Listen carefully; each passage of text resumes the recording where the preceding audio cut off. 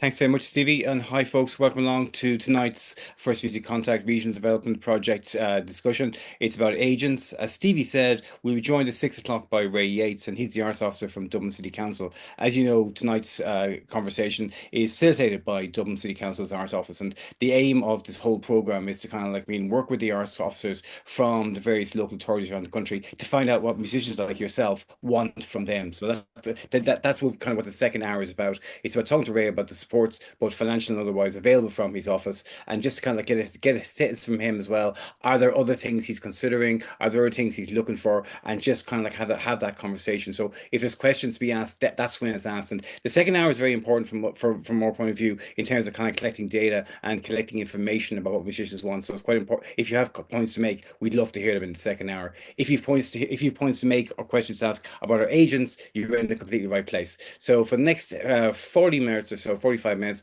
I'll be talking to Sophie and Eleanor about the job of an agent, what an agent does, how you find an agent, and what they're looking for. So I'm going to start first of all by asking Sophie to introduce herself, say a little bit about herself, then give us the pod LinkedIn history. Sophie, over to you. Thank you. Hi, everyone. My name is Sophie Roberts, and I am an agent at United Talent Agency, otherwise known as UTA. We're based in London, but we have offices globally around the world. It is an American company primarily. I have been working in the music industry since I left university or since being at university. I did various roles, kind of unpaid, I guess, whilst I was at uni, because it seemed like the logical thing to do whilst I was having a student loan coming in, maybe the only time that I could work unpaid in my life. I've done a lot of different jobs in the industry. I worked as a singer, a session singer. I've worked running venues. I've done production and programming in different venues. I'm based in Brighton now, so I've done a lot of jobs mainly in Brighton and London. Then basically working at 13 Artists, which is an agency here in Brighton. I'm sure many of you know. And then just before lockdown, I ended up going to UTA. So I've been working as an agent probably now for 15 years, I would say thereabouts. Various kind of, literally entered that world as an admin assistant, worked my way through booking roles and up to essentially building my own roster. So that's kind of general introduction to me. Excellent stuff, Sophie. What acts do you look after at the moment at UTA?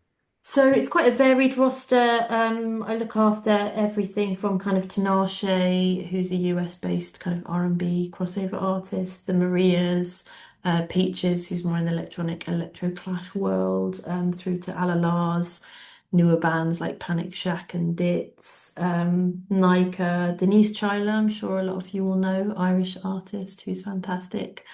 So yeah, as an agency, we look after a really broad kind of spectrum of artists, everything from kind of Burna Boy to Dolly Parton and everything in between. So yeah, it's pretty varied role and I Excellent. get to work on some exciting stuff.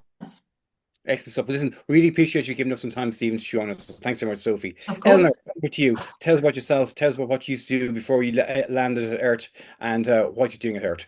Okay, so yes, I work as a booking agency at Earth Agency that are based out of London, but I live in Dublin. So before I worked as an agent, I've been working as an agent for about 15 years as well. I was actually a promoter in Ireland. So during my kind of stead at Pod, we would have been initially involved in setting up Electric Picnic. So I did that for like a number of years, and then I moved over to the agent side, the dark side of the world. So I work with artists like Arouge Aptab, Beverly Glenn Copeland, John Francis Flynn, Roche, Aoife Francis, Jake, Andy Shaw. God, yeah, that's a good chunk of them anyway. And yeah, I mean, it's the same setup as Sophie and UTA in that we work all across Europe. So when you're working with artists, you work across all the markets throughout Europe and sometimes Australia and Asia. And for all the work that we do, we take 10% of the gross commissions or the gross fee that the bands would make. But yeah, so that's kind of my background. Yeah. So just that's like I mean you've kind of mentioned the money straight away, Eleanor, which is Sorry. No, no, it's great because I've come to it eventually. In terms of kind of like how agent gets paid, so you get 10% of the band's fee. Do you collect the band's fee, or does the band collect the fee and hand the money to you? So we collect the fees. So we do all of the paperwork. So because the territory is Europe, every single market in Europe is so different when it comes to taxes. Ireland is very straightforward because everything is net. So when you get paid something, you get paid it, straight away. There's no taxes or anything to do at source. But if Okay. you're in France or if you're in Germany, in France you can pay up to 33% in taxes. So we look after a lot of the paperwork behind the scenes to try to reduce those taxes for you. So the fee comes to us first. We look after like receipts, all of that stuff, and then you get the net settlement at the end, where Okay. we So take so out so 10%. you do the collection. You make sure it's all above board tax wise, and then you disperse what's left to the acts management, the acts representative, whoever that is. Exactly. Yeah. So we look after all that. So it's Okay, not great. just about booking shows. There's more to it than that as well. Right. Okay, that's good. That's good to know. So, 'cause that was kind of one thing I have to say when I was thinking about agents, I was going, oh yeah, like, well, how does that side work? That's great. Okay, so let's kind of start then. Let's go back at several steps then. So yeah, like Eleanor's talking there very much about kind of like the paydays and the money that's involved, and you're good with down the line when you're kind of getting kind of like money in like that from a tour or whatever. I want to start with Sophie. Like, talk to me basically about like what you are looking for in an act. Obviously, you're looking for an act that's going to bring in revenue for you as the agent and for UTA as well. But what are the things you're looking for? Are you looking for acts all the time, or does there come a point in your own personal roster when it's capped, you can't really take on anyone else, or then do you make exceptions?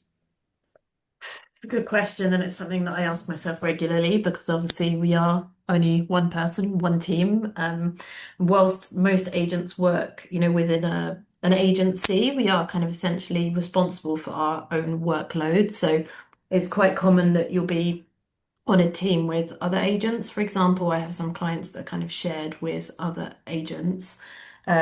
Nothing beyond two agents most of the time because it gets a bit more complicated. And then there's artists that you look after kind of solely. And yeah, the time is obviously finite. We are one person, we have a certain amount of resources, and you do have to constantly ask yourself, how much you have taken on, what you are working on, and the value you're kind of bringing to the team. Because I think, you do run a risk sometimes of taking on too much and doing a subpar job on certain things. So it's something that we constantly have to monitor. What do we look for? I mean, it's the golden question. I think a lot of the time it is a gut feeling, and every agent kind of has a different background and a different approach, I guess. But for me, I come at this originally as a performer, as a singer. My first love is vocals. And I think it's something that I consider a lot, maybe without even thinking about when I'm drawn to certain artists, is the dynamism. And I'm not talking about vocals in terms of can Mhm. they sing, are they great? I'm talking about performance, dynamism, the kind of the bones of the artist, I guess. And my roster is extremely kind of genre-wise varied for that reason. I think a lot of agents will stick in one lane. And, this is the kind of thing that I book, and obviously that's useful in some senses. For me personally, I very much enjoy having very different approaches across my roster, different, ways of kind of servicing the artist to make sure that they are getting the optimum kind of journey for them, I guess. But what do we look for? I mean, I think one of the questions I ask myself a lot is the artist already doing a lot of what I will be doing, if that makes sense? Because there Yes. is obviously a certain point that you can get to where you're pushing yourself, you're trying to open doors, you're asking the right questions, you're aware of your own business and kind of the power that you hold as an artist, and you're actively pushing, working, and doing the graft. And then the agent is coming in and essentially amplifying what you're doing and, maybe molding, or let's not do so much of that and let's focus on this. And obviously we bring a lot of expertise with us to help build a really strong foundation up, right? But I think sometimes resting on your laurels, doing a bit here and there, sending a few emails just doesn't cut it. So I think one thing that we ask ourselves quite a lot is, is the artist already kind of actively engaged, whether that's with the local scene, global scene, doing what they can, do they have a plan, what's Mm. exciting them? And that's something I talk about a lot with artists and management in the beginning is, where do you want to be? Where do you see yourself? What are your ambitions? What are you already doing, trying? So yeah, ambition, I think, is a big part of it. Right. Um, Okay. yeah. Yeah. Yeah, like Hey, I kind of add to that too, that I think, don't know, Sophie, if you agree, like all the time when you're talking to artists, they say, oh, I just really want to be on the road all the time. But then when they're actually on the road, they may not like it, Yeah. or they may find it too hard, or they might want to pull back. So it's like it is really important that you work with people that really want to go out there and work, really want to mhm. do it's their career, it's their job, Yeah. So, And the I wonder, reality is it's hard. yeah, it is Half the hard. Yeah, time. yeah, yeah. do you think acts are fully aware of just how hard the road is now? Because one of the slides we've started doing on these workshops is basically about like checking your health and checking your mental health. And I find when I talk to acts sometimes that as Eleanor, as you just kind of points out, they have this dream that they're going to be on the road the whole time. But the reality is far from kind of like civilized. It is. I mean, think just like it's late nights, it's, different people, different venues, different personalities every day that you're dealing with.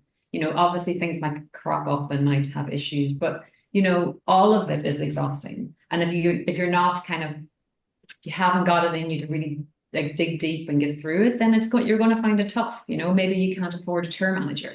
So maybe you have to deal with all of that stuff by yourself, which is, that's a whole other job on top of the job of getting on stage. So Mhm. it's a lot.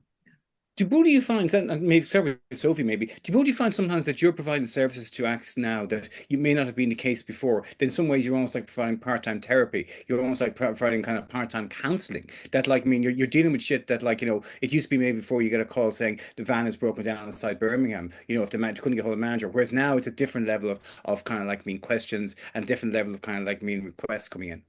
Yeah, 100%. I mean, I think, the world is a crazy place at the moment. I don't have to tell anyone that, but I think, political and crazy stuff aside, everybody's got something, there's always something going on in that's affecting someone, whether it's, family or mental health, literal, physical health. There's always obstacles. And then you throw in the mix, obviously, cost of living crisis and, finances, taking, I have a lot of bands, like a shocking amount of bands actually, that still have jobs outside of touring. Who, I'm literally saying to them, we've got this amazing festival offer for Brussels. Oh no, actually, I don't know if I can take the time off work because I've already taken X amount of days off this month, and it really is kind of down to brass tacks in those situations. Like, can I make ends meet? And I think that's something that kind of gets forgotten a lot. Obviously, festivals and everyone's under kind of massive strain with production costs and things, and it goes throughout bottom to top. But yeah, in answer to your question, I'd say, we spend a lot of time. If you're lucky, you have clients, you have managers, you have artists you work with that you have long and fruitful relationships with, and you develop a very kind of personal connection, some more than others. But you are accessible 24/7 a lot of the time, and you're picking up the phone to people, giving them advice when they are in really tricky situations, or maybe it's preemptive advice, or maybe it's just to celebrate sometimes. That's nice too. But yeah, it is a very personal role. And we're very privileged, I think, in a lot of ways to have that and to do that. But we're also tapped into 24/7 in a similar way that the artists are, I suppose. So, yeah, in answer to your question, yeah, therapy, definitely. I feel like a therapist on certain days, but I think it's it's everything. There's a lot of, I guess, traditional roles that are merging. To Eleanor's point earlier, you might not be able to afford a tour manager, for example, but you might be able to find somebody that you can pay 150, £200 to drive and to do a bit of tour managing and maybe like do some jazzy lights for your set if you're lucky. And we're seeing more and more of that kind of thing where you just don't have the finances to be able to have those kind of specific roles, I guess. So it feels like everybody is just juggling a bit more than they Mhm. used to. And I guess again, that just makes you more selective about who you're working with because you have to find people that kind of meet you at that place. Um, Yeah. Follow, yeah, yeah. That's a very good point you're making there about kind of like about the financial side. And Eleanor, I suppose question to you then, given that you kind of say you slip from the dark side to the darker side, going from promotion to kind of like agency. Like, do you think acts are realistic about that now, or is it a case that some are still harboring illusions and delusions that it could be like the old days? But you think most acts now are aware that there will be an element of kind of financial juggling, that the kind of like the idea of kind of going on to beat the street and hiring a bus for months and months isn't going to happen for a lot of them. Yeah, yeah. I mean, I think everybody does. I mean, a lot of that comes back to the preparation you do before you go on the road. So, like, you kind of need to be good at numbers and sit down and be organized in a way where you costed things and you can see the reality of it. Um, like, I mean, it is getting more expensive because, you can only push your ticket prices depending on the artist so high. I mean, you can just, if you kept going up and up and up, you're not going to sell tickets. So cost of venues are going up. Then, so like if you think about it, everything's becoming more expensive, but the ticket price isn't meeting kind of where the costs are going falling up to. So who's the person that's really losing out there is the artist. So our job is obviously to fight that back from the promoters. But the promoters then also have to, they're arguing with the venues because the venues are more and more expensive. We all know Mhm. how expensive Vicar Street, how expensive the Olympia is, like scandalous. So yes, it always feels like it's kind of almost like a fool's game in that you're like, something has to give at some point, and when is it going to change? When are we going to do it in a fairer way for the artist? Mm. Can you see a kind of a point coming when things are going to change then, Eleanor? Because, I was privy to a very interesting call last year where a load of Live Nation promoters from around Europe were discussing things. And one thing that came across was what you've just said there. Ticket price can't budge. They can't keep increasing ticket price. So what do you think is going to happen then? Well, so that's like, it's happening a little bit in Germany. Sometimes you can do deals where you get a versus deal directly from first ticket sold. So you kind of don't get into the venue costs and you don't get into all of that conversation that takes hours and hours to debate. So you might get something like versus 40% from first ticket sold, which actually isn't so bad, because Mhm. then you make them a better return, provided you're going to sell it or you're going to at least sell a lot of tickets. Sometimes it's better to take a guarantee.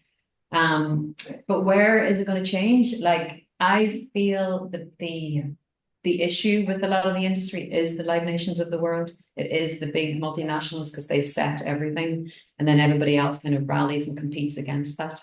So, if the big players aren't willing to do something to change, it's like merch sales and all of that. Like, the everything is so restrictive that like if you don't have the big players willing to help the artists, then everybody else just has to compete with that. So Yeah. that's kind of where you have to start. That's where Okay. things need to So, change. Okay, so let's actually go back again to the start because I know it's one of these conversations because both of you are really really engaging and both of you are really, really articulate in where you're going. But let's bring it back to the start again. So you found an act then. So if you found an act that you want to work with, you know yourself. I can make this work. I can pull some hours aside and work with this act at the start and build things up. Aside from the music, are you looking for a team? Does that band need to have a manager? Does that band need, what exactly are they looking for? Are you looking at metrics? Are you looking at stats? Are you looking for kind of like a dashboard of insights to see where their audience is at that stage? Talk us through kind of like, that side of things when you decide you're going to take on an act. Yeah, I mean, I guess in a literal sense, artists that have managers, it makes things a lot easier in a lot of ways, right? Because there's almost like a middleman that allows the artist to be the artist and to focus on what they want to do, building their craft, being an artist, creating the music, honing the show, and the manager is kind of the go-between, I guess, filtering kind of information between both parties. If you have a good manager, then great. It makes things so much easier, and it's fantastic. There's a lot of bad managers out there. There's also a lot of dad managers and mum managers and friend managers, and sometimes it gets very complicated. And as an agent, you spend more time kind of trying to explain why you're doing what you're doing instead of actually doing it, which sometimes can be quite difficult. And like I mentioned, time is finite, right? It's a very valuable Mm. resource. So sometimes that can be tricky to navigate and ends up kind of distracting everyone from the job at hand. Um, I would say the artist essentially takes a lot of responsibility, I guess, for having their ducks in a row. So I think to Eleanor's point about being aware of your business, if you're looking at going to Europe for the first time, do you have realistic costings? Are you budgeting that? And are you fully aware of, petrol, accommodation? You look at say €1,000 fee and you think, oh, okay, yeah, €1,000, I can work with that. And then you deduct travel costs and you deduct your mate who's driving you there and you deduct the van hire and before you know it you've got nothing left. And I think transparency is a key thing here. So in terms of building the team, I've worked with a lot of artists where there's no one else on the team, or there's one person on the team, there's a manager, or maybe it's come through, a promoter that works with them locally that's kind of helping them out and getting them in a few shows, and it's kind of building from there. Maybe they're already speaking to a label, maybe they've got a lawyer on board, and that's the person that's kind of igniting the conversation. So it really varies from artist to artist, but I think essentially, the artist is the talent and they're kind of making things happen, but they're relying on the rest of the team to bring their expertise and essentially kind of export their music Hmm. to the world. So if we're doing it by ourselves, it's an uphill battle. Obviously, we can open doors, we can get shows in certain places, we can find support slots here and there, we can get an artist on showcase festivals, and we can really start to kind of, plot out getting them to new people and growing their network. But there comes a time where a manager comes on board and they bring a bit of structure, and then they get somebody who's doing the PR in Germany. So, okay, great, we've got Reeperbahn Festival. We're going to invite a load of festivals from Germany to see you at Reeperbahn Festival. And this is really exciting. Maybe next summer we can have 3 or 4 festival looks there. But then we have somebody on board who's doing PR and they're writing about the fact that you're playing at Reeperbahn Festival. And then this radio plugger is going to try and get you on the local radio station. And so it kind of moves and continues and grows. So the more people in the team, sometimes, hopefully, the better the job that everyone's doing. That's not always the case. But the idea is that we bring value, each of us individually, and we essentially kind of amplify what the artist is doing. And you get traction, and away you go. Okay. Eleanor, like Sophie mentioned there, kind of like the importance of the start of kind of like being those showcase festivals. What's your take on them? Do you find they're good in terms of kind of pushing a band out, or are they good for you as an agent to find new acts as well? Or are most acts who are playing at those showcase festivals, are they already on your radar and you've kind of saying yay or nay to them as the case may be? It's completely different depending on the showcase festival. So if you take something like Eurosonic at the start of the year in January, like majority of those artists would probably have agents already, but it's still, you still go to that. You might not know them all, but you'll still go to that. And as an Irish artist, it's really useful for you. If you're at a particular stage in your career, maybe you have or you're just about to release your album, it's really great to get in front of European promoters. Everything's kind of comes back to timing of when you do these showcase festivals. If you're looking at something like The Great Escape, I mean, so Eurosonic's only European artists. Great Escape is artists from all over the world.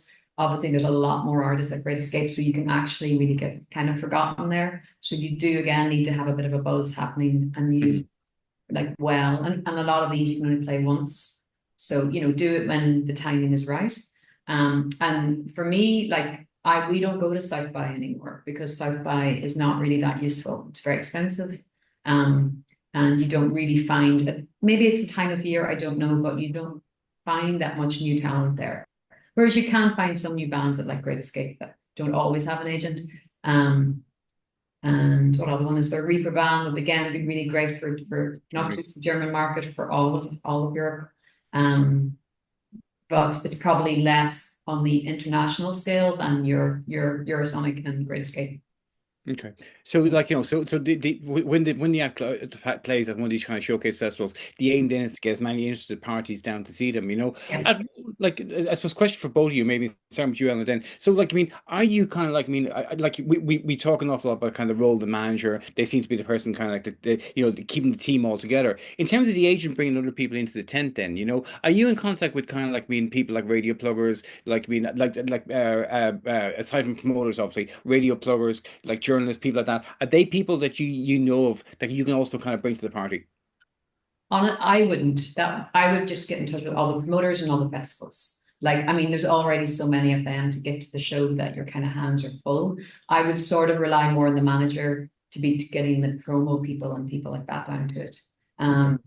I don't know, Sophie, what do you think? Yeah, no, I agree. I think primarily, obviously, our focus is live, and if we can help connect Yeah. the dots on other things, then great. But I think a lot of the time, just I guess going back to basics for anyone that doesn't really kind of know this, but I guess as the agent, we generally tend to have a promoter in each kind of market who is almost an extension of us, who is kind of looking after their own mini territory, right? So whilst we oversee everything and we're kind of coordinating bigger picture, we will have, say, a promoter in France who is essentially responsible for the bookings in France for said artist.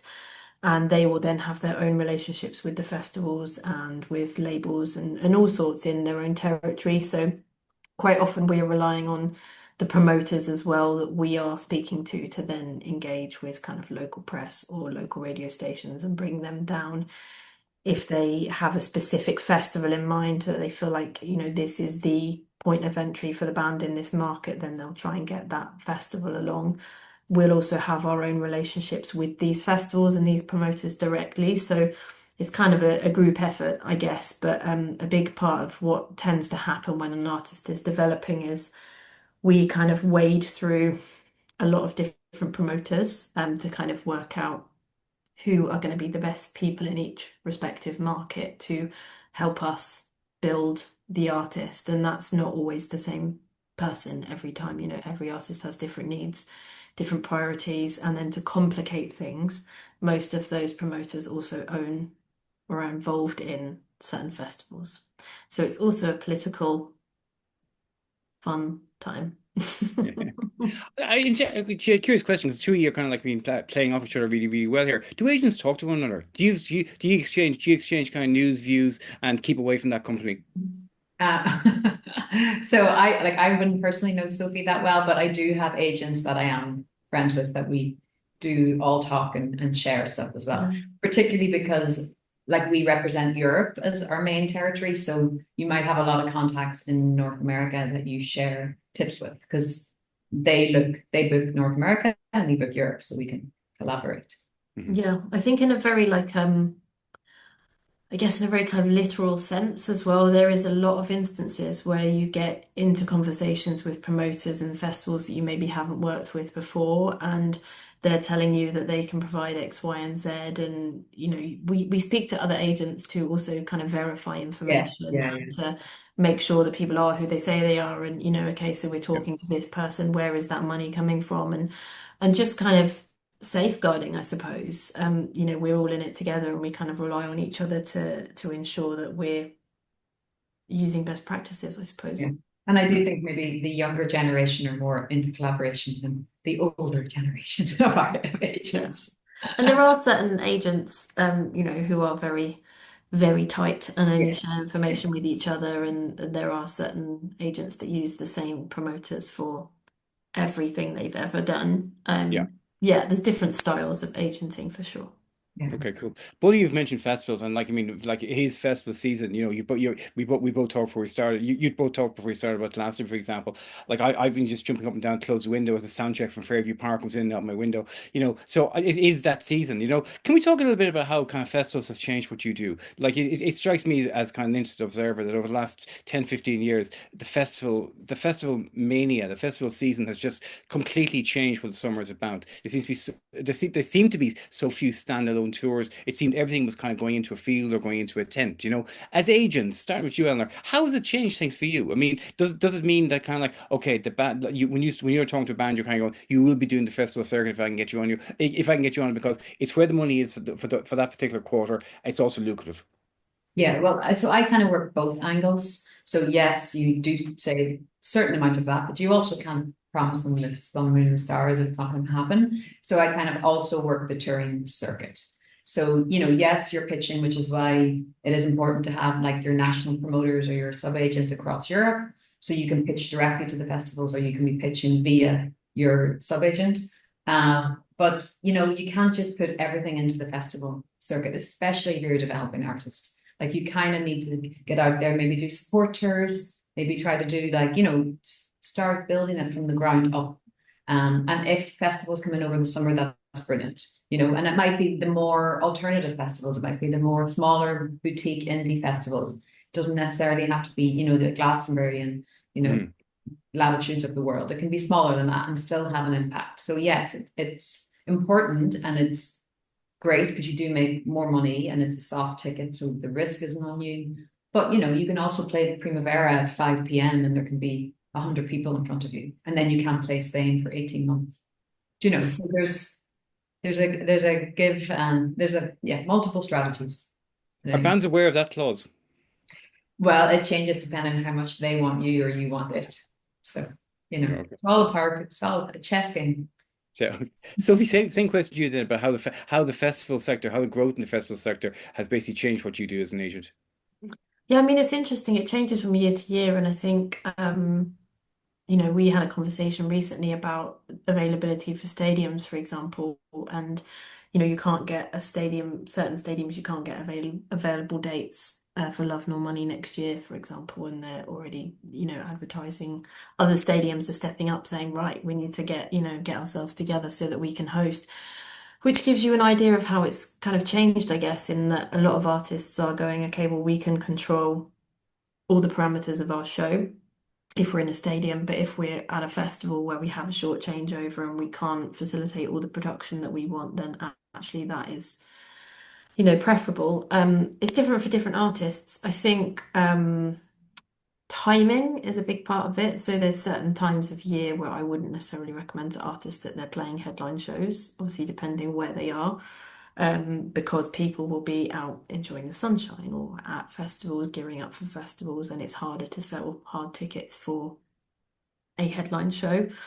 And there's certain markets where I would recommend headline shows over festivals, or they don't have as many festival options. So I think, as Eleanor says, it's really important to constantly be kind of working all strategies and having plan A and plan B. And there's a lot of American artists, for example, that I'm working on next year where there's a headline strategy and there's a festival strategy, and then there's kind of like a combined strategy of festivals and headline shows. And it kind of just moves and changes over time depending on what's looking likely and what isn't. So we're constantly planning and changing plans and pivoting, and what we do is very reactive.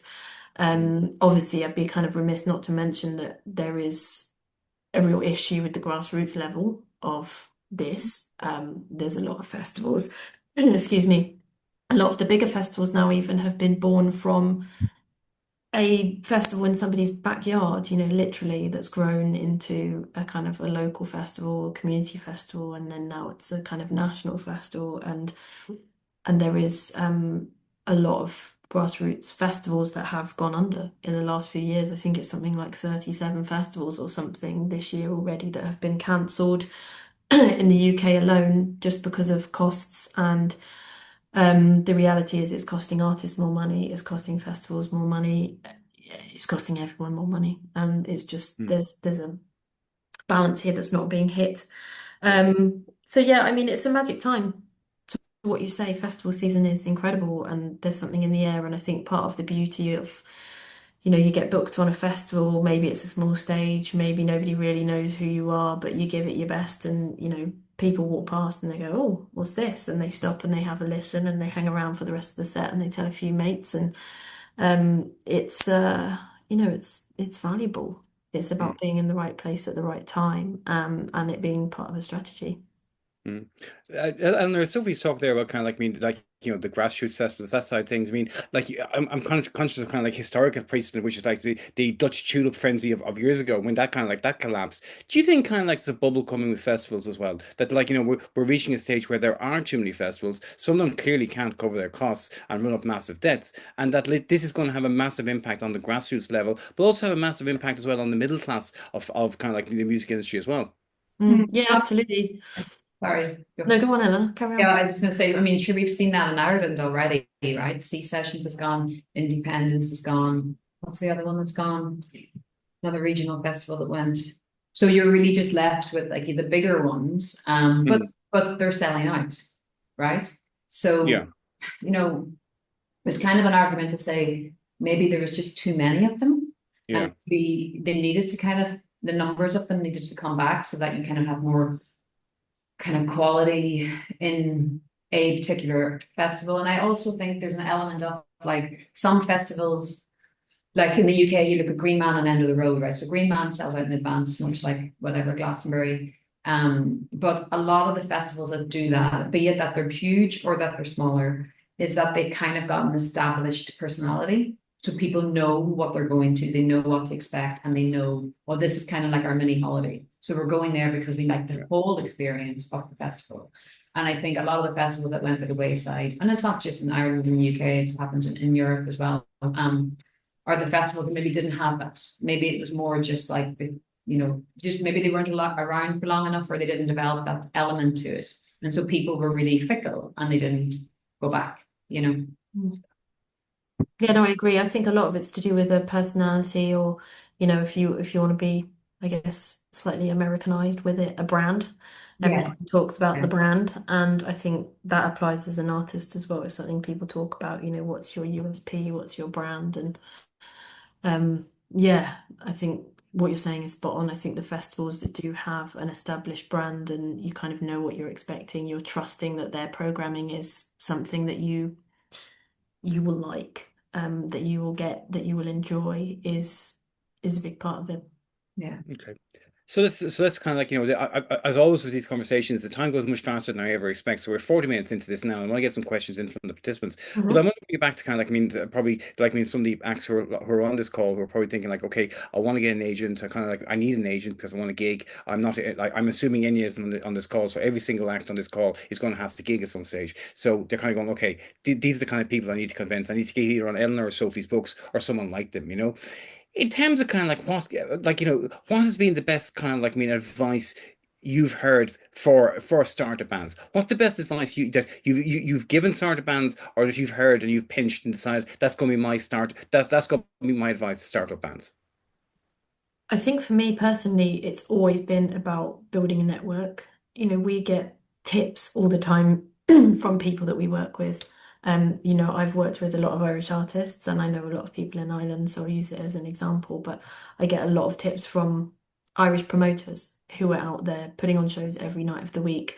They might have a touring artist who's coming over from Germany who, is just starting out first time in Ireland. Maybe they're worth 5,000 tickets in Germany.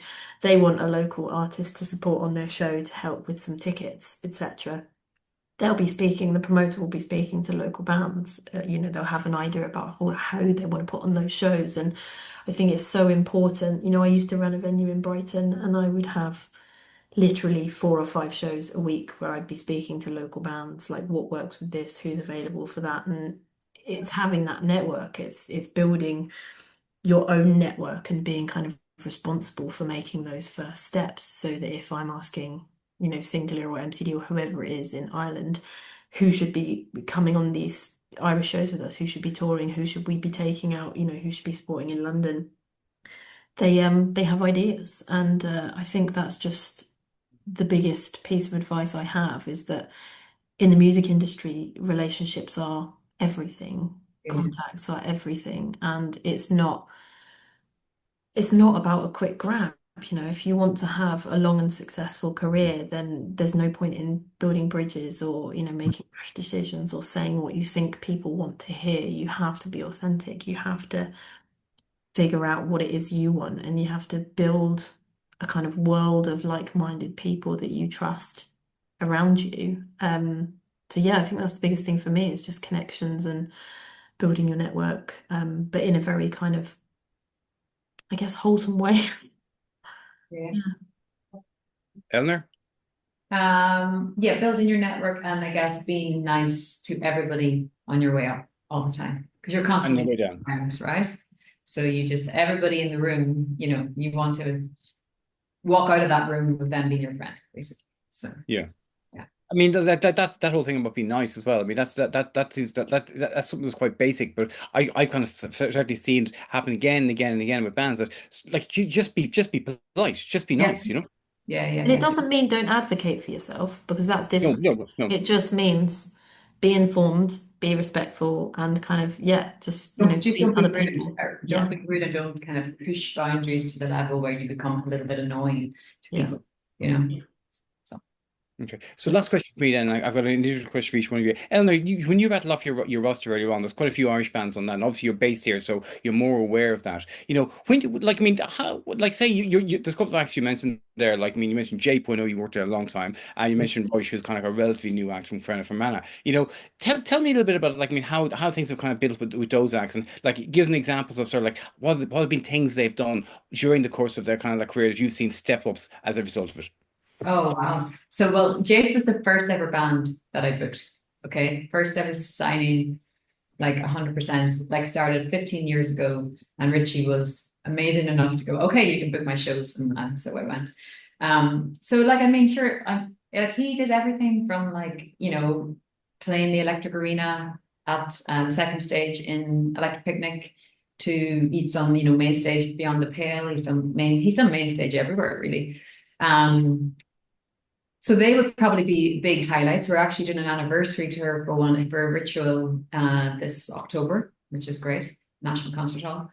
So he's got like I think he's just such a good producer. So there's different like he's had a very particular career that for me I would hope that I would never not work with Richie because he's just so like at what he does, he's so good at it and so respected within the industry, even to this day. And then you take something like Roche, that's like completely like it's just mind-blowingly amazing. Like I just see it, and I mean, I don't know if everybody here knows or is familiar with her, but it's like the new day Bjork. Jim, would you agree? I don't like it's Yeah. hard. I hate drawing comparisons like that. But she's such in her own space of creativity and where she's pushing boundaries and what she's trying to do. And again, she doesn't have a manager, she doesn't have a label, she doesn't have a publisher, she doesn't have a lawyer. So, and She that's doesn't. She's not. She's none of those people at all. no, and that's working with her because she is an absolutely incredible talent. Obviously, we're trying to help facilitate that and as quick and as much as we can. There's a lot of labels that are interested, and she's trying to, manage that, which is not ideal. Um, so, her show that she did last week in the National Concert Hall, Yes, fantastic. oh, incredible. So she did a show with Crash Ensemble, which are like the local like a mini orchestra that work a lot with local artists here. And so she's just beginning. So she has like I literally spent most of today pitching her to all of the festivals at the end of this year in November time. So, we're working towards doing Eurosonic and building out from there outside of Ireland. So Okay, and excellent. Thank you very much, Eleanor. Sophie, last question to you then before we get to question participants. Who's the last act you've taken on? And like in terms of kind of like I mean building their game plan, what was the first steps you took with them? That's a good question. The most recent signing is actually a US artist, which might be slightly more complicated, but in terms of UK, yeah, so I think first steps was I was fairly early to the plate with them. It was gut feeling. When to see them live. I think it's always really important to see an artist live before you sign them. Obviously, if they're in, somewhere else in the world, it's a little bit more tricky, but where possible, seeing an artist live, seeing the show, and even if the show is massively kind of, it needs a lot of work or it's really under rehearsed or whatever, like I feel like there's always something that you can see in there that makes you go like, yeah, okay, I can do this, or maybe like, oh, it's not quite ready, but I'll carry on talking to them. So first steps, there was a lawyer involved, and quite often the lawyer is the first person on the case, and they have great relationships with agents, and they're already kind of, speaking to various agents about tipping them on this artist. So I think the first steps that we took was essentially to book a residency. So quite often, if an artist kind of wants to work on material, isn't quite ready to tour, sometimes they want to do it under another name, and that's kind of their prerogative. If we don't feel like we want to kind of showcase to the industry yet, quite often an artist might go and do, say, every Friday night for a couple of weeks at the Windmill in Brixton or something like that, on a very cheap ticket price, or as part of a bill with, other artists similar size that are developing. So yeah, honing the craft really was kind of what we did. We did 4 Friday nights over, monthly. at Brixton, and then we did a couple of ticketed shows regionally, local to where they live, all within, a short drive of the kind of M25 to keep costs down, jumping on other bills. Some they were headlining, some they were middle of the bill free entry, some were club nights. And just kind of putting dates in. And I think one thing that's important for new bands that are really developing as well is having opportunities in the diary to invite people to. So if there's a label that have got in touch and said, I really like what you're doing, where can I see you? That you have an opportunity to say, oh, I have a couple of shows coming up. And not just one option, but here's three things that are happening actually Yeah. that you can come along to if you're at that point. So yeah, that's literally what we did. We basically spent about 6 months developing the show, and then we put in a couple of kind of low pressure festival moments over the summer. Not quite at the point being ready for headline shows yet, but it's developing. The show's looking great. The band has changed. They've had a chance to hone what they want to present, and everyone's feeling really positive. A few labels circling. Cool. Excellent. Well, listen, I really appreciate yourself and Eleanor kind of like giving us that kind of overview of how the live scene looks and where you sit and kind of advice for bands and how you look at bands. So if there's any questions from any of our participants, now is the time to unmute yourself and ask the question. Don't be shy because none of us here are going to bite you. Or if there's questions in there's questions now coming into the chat field. Okay, so thank you very much. And let me see now. Okay, so a question here from Glenn, and it's how do you approach agencies with a pitch when there's very little contact information for agents? Eleanor. How do you put it into the pitch when there's very little contact information? What do you mean by contact information? As in, I mean, you how do you find yes. your email address? Sorry. Yeah. So I would go probably via bands that you like, or you feel like you're like stylistically kind of matched with. And if you go on their websites, usually the email address should be there. Like we all use different databases now, so it's probably not as easy for somebody coming fresh into the industry. I mean, sometimes if you Google someone's name, don't Google my name after this, but if you Google someone's name, you can find their email addresses. If you put in like, if you're clever enough to go, either E McGuinness or Eleanor at or whatever, you do find it that way too. And yeah, I know it is kind of hard, but like in Europe, there's probably maybe 15 to 20 agencies that work kind of on a similar level to myself and Sophie. So there's not that many. Might seem overwhelming, but there's actually not that many companies. Yeah. So It's maybe funny. If just you I can just find one format as well, if you can find one band that's represented by that company, then they'll all be the same format, essentially, yeah, all the hopefully. email addresses. I just Googled Eleanor McGuinness Earth Agency, so I've got your email address and I got your roster. So I think that's a kind of a good start. So like Yeah.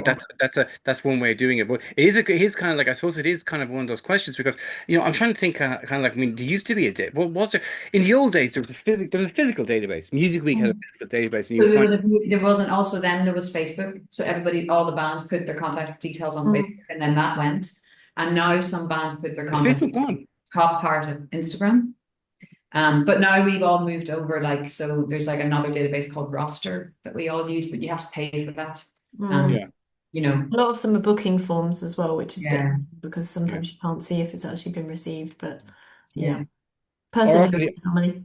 yeah, it's like both of you have kind of said. Like, if there's a band you think you like or you like their approach, you can kind of like I mean you can kind of nurgle around and find out who is their agent. You would find it via as you said kind of Facebook. You find it via various places, and then it's just some digging around. yeah. AI is supposed to solve all these problems anyway.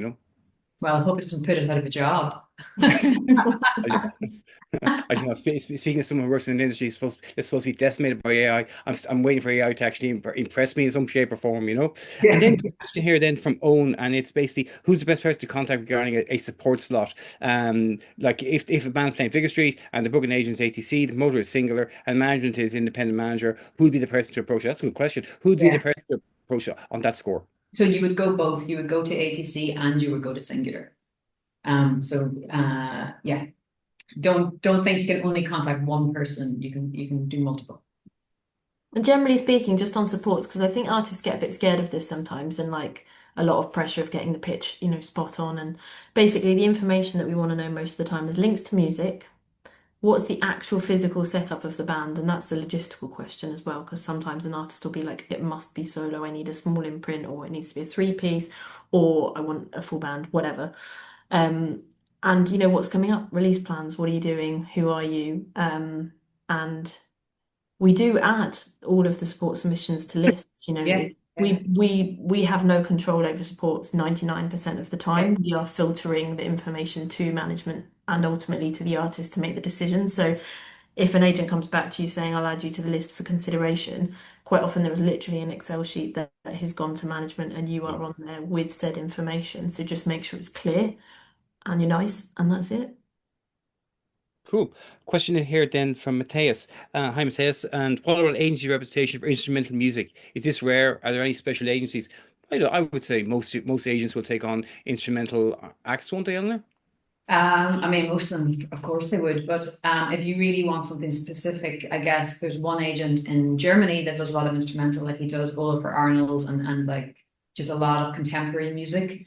Um, Ralph, I have to Yeah. find his German, it's Von something or other.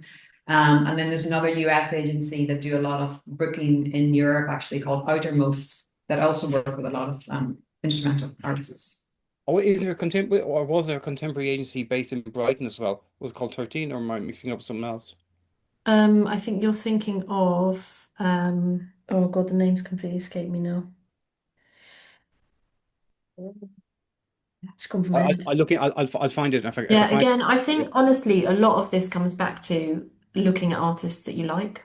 Like 99% of the time, if you look at an artist who's an instrumental artist who's doing good things, who are they working with?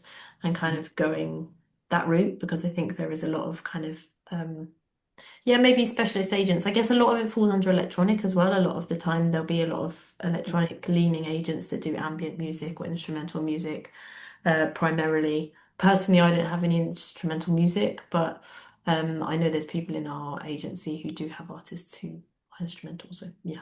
Right. Yeah. We've talked an awful lot about like me gigging, and I suppose an awful lot of people on the call. The kind of job you will do is booking acts onto kind of like tours, booking tours for acts. Also, kind of booking acts onto festivals. What about the corporate side? What about all those kind of like those X Factor gigs? I mean, you like for example with Roche last week. She played that kind of like that Music Town series in National Concert somewhere she might have played before, and it's kind of a different venue. Are you also responsible for the kind of corporate side of things? And is that something that's increasing in importance both to the band's balance sheet and to the band's diary?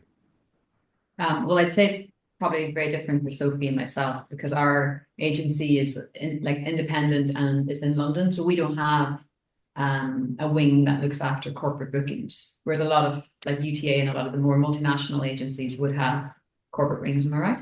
So Yeah, correct. So we have corporate agents who exclusively book corporate, but it depends on the artist as well. Because I'd say, Denise Chyler, for example, I've worked with for a good few years now, and she gets a lot of kind of corporate business. She's also obviously an activist and very kind of politically engaged, and a lot of the bookings that center around speaking, there's kind of crossover as well. So she does a lot of spoken word and things like that. And I quite often get involved in those bookings, despite the fact that they're not technically music bookings. So it kind of depends on the artist and how involved you want to be and the kind of relationship that you have with the artist ultimately. But yes, corporate bookings are generally speaking very lucrative. They help financially with artists and with positioning. And then, separate to corporate, there's also brands. There's a thing called Music Brand Yeah. Partnership team we have, where we do a lot of like Burna Boy and Burberry, for example, and things like that, where we're um, pairing brands with artists, they're collaborating, and again, it's very lucrative. Um, yeah. Cool. Okay, there's one last question. There's one last kind of point of information. Mateus just saying, is the agent you're thinking about Ralph von den? yes, that's it. That's That's it. fun. So that's it. I think it's HARDT though at the end. I Yeah. think it's the end of it wrong. Yeah.